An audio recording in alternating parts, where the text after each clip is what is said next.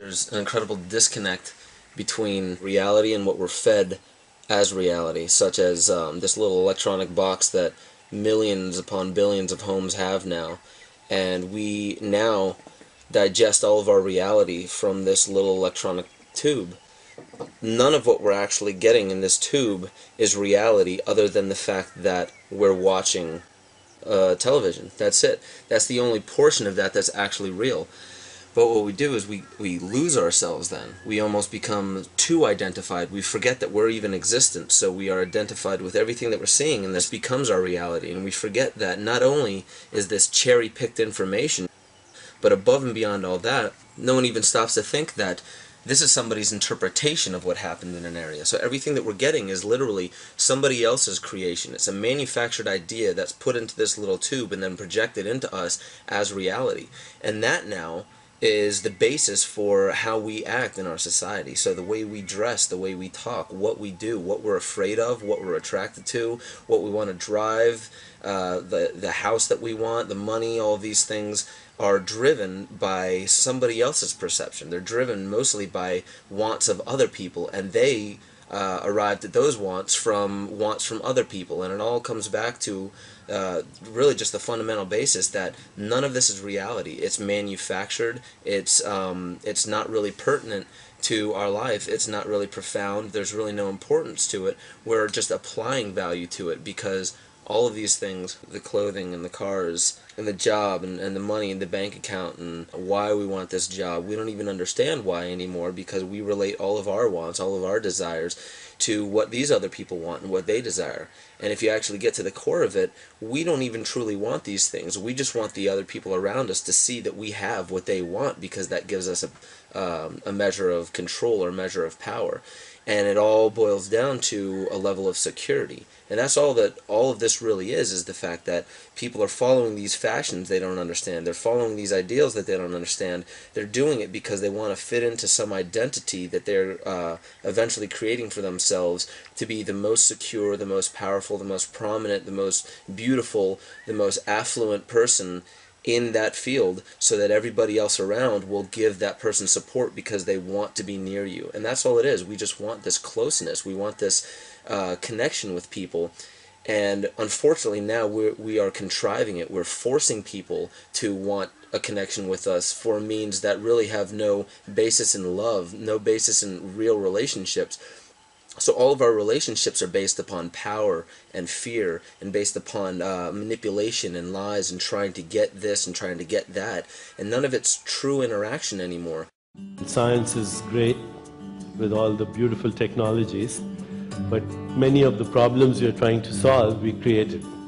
If things stay as usual, if business stays as usual, then we have about 100 years of life on this planet. But if you think there is hope, then we have to start taking action right now.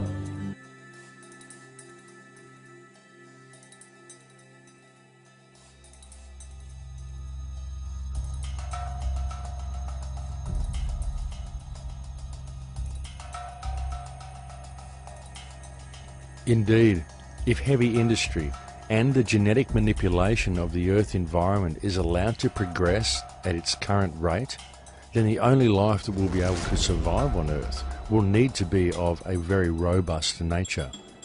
Such life would be transhuman by necessity.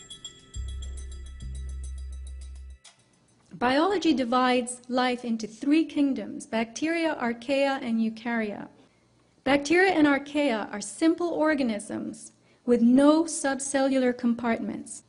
Eukarya are complex with defined cell compartments and internal organelles, mini organs like mitochondria that make DNA and energy for the cell. Plants, animals, and humans are eukaryotic, as are fungi and slime molds. The archaea are the hardiest of the life forms. They're able to withstand grinding pressure, heat, acidity, and alkalinity. They can live in volcanoes, geysers, and the ice shelf. Now the materials appearing within these filaments are as tough as archaea. They look like bacteria, and they self-replicate. And natural fibers would be classified as fungal in the domain of eukaryotes, but these fibers contain forms from the other two groups inside them. You're looking at a tubular fiber with self-replicating internal elements resembling bacteria and behaving like archaea. That does not happen in the natural world. They are designed to endure almost anything.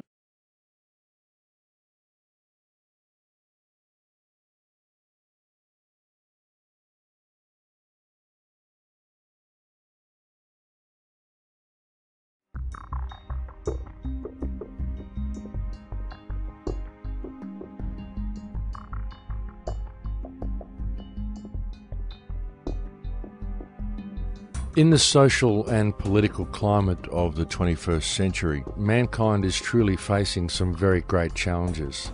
Many of them made all the more difficult due to the fact that they are challenges that go mostly unnoticed by the vast majority of people. The vast majority of people in the world today only perceive the world the way it appears on the surface. However, the real truth is that the world that we live in today is actually very different to that which most people perceive it to be. Because just below the surface of everyday life, beneath the social and political distractions of the reality offered to the masses via their television, there exists another world. The world that most people perceive is simply a facade. It is an illusionary reality where nothing is what it seems. It is a world where our social system is designed to foster division. Our education system is designed to conceal knowledge. Our health system is designed to create sickness. Our financial system is designed to steal wealth. Our community is designed to create disunity. And our very civilization itself is wholly uncivilized. We live in a world where 2% of the population controls 98% of the global resources, while the other 98% of people are left to compete against each other in order to gather some small fraction of the other 2% that is left to them in order to support their lives and their families. In fact, the world of today is so disjointed and so out of balance that the most amazing part of it all is that there are actually people who cannot seem to see it. And this is because the systems of control that have been put in place to blind people to the true realities of our world have been very cleverly and very meticulously constructed. Though much of our society may appear to be free on the surface, if the truth be known, mankind is actually far from free. We are simply free range, for the world of modern times is actually a very controlled place. But the situation is not wholly lost, for the simple truth is that mankind has allowed their servants to take over the mansion, and these public servants have worked and are continuing to work to steal everything of value that they can from the people, while gradually enslaving the world to a set of rules of their own contrivance. Legislation that has been cleverly designed to remove actual law from the planet and impose in its stead the will of individuals. When one puts all the pieces of the puzzle together on the table, the chemtrails, the HAARP arrays that are appearing all over the planet, the promotion of wireless technology, the smart meters, the introduction of repressive legislation such as Codex Alimentarius, the mandatory use of Monsanto genetically modified food, the destruction of the water table, the introduction of brain-inhibiting toxins such as fluoride into people's diets, it becomes quite evident that the ruling factions on this planet are actively engaged in the genetic modification of all life on this planet in order to further the transhumanist agenda. It is being done quite deliberately and quite purposefully, and it is being done with neither the knowledge nor the consent of the vast majority of mankind. And all the evidence needed to support this conclusion is right before your eyes, if people would simply take the time to look. The truth is that everything we are facing is visible in plain sight, and so is its inevitable conclusion. It's just that people tend to focus on their own little symptom and never step back to view the entire structure of our world holistically, and thus our response to the problem is compartmentalized, essentially rendering it ineffective. And this is all done by design, because in addressing their respective symptoms, people are trained to believe they have to work within the parameters of the system, rather than addressing the actual root of the problem.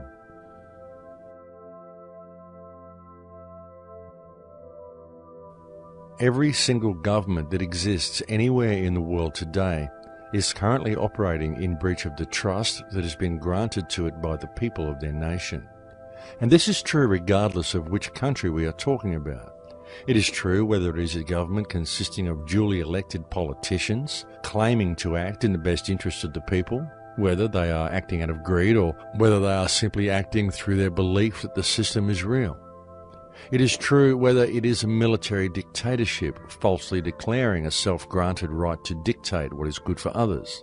It is true whether it consists of a monarchy that has declared its divine right to rule and supposedly care for its subjects.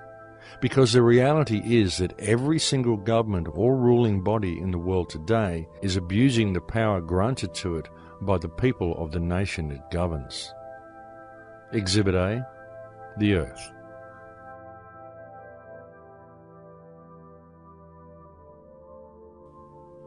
The remedy is for mankind to re-establish themselves as who and what they are, because the only ones who have any chance of addressing this situation are the people themselves. The first thing to be done is for people to notice their surroundings and to realize that very simple alternatives to the wantonly destructive direction of our current system exist right now. Carbon at the nanoscale is actually transparent and flexible.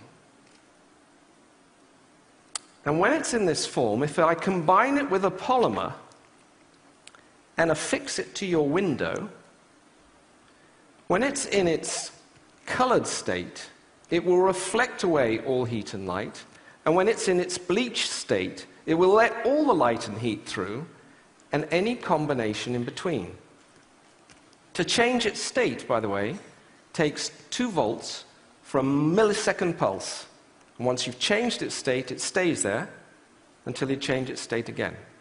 The nanomaterial, 2 nanomaterials, a detector and an imager, and it takes all the infrared available at night, converts it into an electron with the space of 2 small films. This is taking infrared radiation, wavelength, converting it into an electron. What if we combined it with this? Suddenly, you've converted energy into an electron on a plastic surface that you can stick on your window. But because it's flexible, it can be on any surface whatsoever. The power plant of tomorrow is no power plant. I can generate energy cleanly, efficiently, and cheaply right where I am. It's my energy. And if I don't need it, I can convert it back up on the window to energy, light, and beam it, line of sight, to your place. And for that, I do not need an electric grid between us. The grid of tomorrow is no grid. And energy, clean, efficient energy, will one day be free.